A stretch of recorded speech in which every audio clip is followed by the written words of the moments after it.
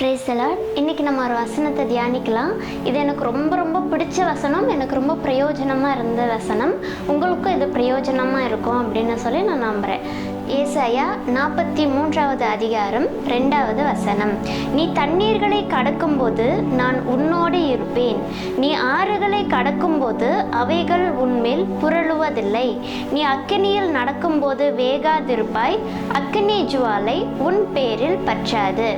இது வந்துட்டு ரொம்ப அருமையான வசனம். நீ தண்ணீர்களை கடக்கும்போது நான் உன்னோடு இருப்பேன் அப்படின்னு சொன்னால், இப்போ நம்ம சாதாரணமாக தரையில் நடக்கிறது மாதிரி தண்ணியில் நம்மளால் நடக்க முடியாது. அதை வந்துட்டு நடக்கிறதுக்கு கொஞ்சம் டிஃப்ரெண்ட்டாக இருக்கும்.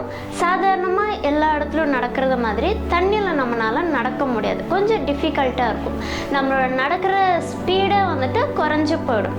கொஞ்சம் தயங்கி தான் தண்ணியில் நடப்போம். ஏன்னா எங்கே ஆழம் இருக்குது, எங்கே நம்மளால காலை வச்சா உள்ளே விழுந்து போயிடுவோம், எங்கே கல் இருக்குது, தண்ணிக்குள்ளே என்ன இருக்குது அப்படின்னு சொல்லி எதுவுமே தெரியாது. ரொம்ப வேகமாக நம்மளால தண்ணிக்குள்ளே நடக்க முடியாது. இன்றைக்கும் நம்மளோட லைஃப்பில் ரொம்ப சாதாரணமான சூழ்நிலைகளை எல்லாத்தையுமே நம்ம ஈஸியாக கடந்து வந்துடுவோம். எங்கேயாவது கொஞ்சம் பிரச்சனை இருக்குது, கொஞ்சம் சந்தேகம் இருக்குது, கொஞ்சம் குழி மாதிரி சில விஷயங்கள் இருக்குது அப்படின்னு சொன்னால், அந்த இடத்துல நம்மளால் சாதாரணமாக மூவ் பண்ணுறதுக்கு முடியாது. அந்த டைமில் ஆண்டவர் வாக்கு பண்ணுறாரு, நான் உன் கூட இருப்பேன் அப்படின்னு சொல்லிட்டு. நம்ம நல்லா இருக்கிற காலங்களில் மாத்திரம் தேவன் நம்ம கூட இல்லை. நம்ம எப்பெல்லாம் கொஞ்சம் கஷ்டப்படுறோமோ, எப்பெல்லாம் தடுமாறுறோமோ, எப்பெல்லாம் சில சந்தேகங்களை ஃபேஸ் பண்ணுறோமோ, எல்லா சூழ்நிலைகளிலும் தேவன்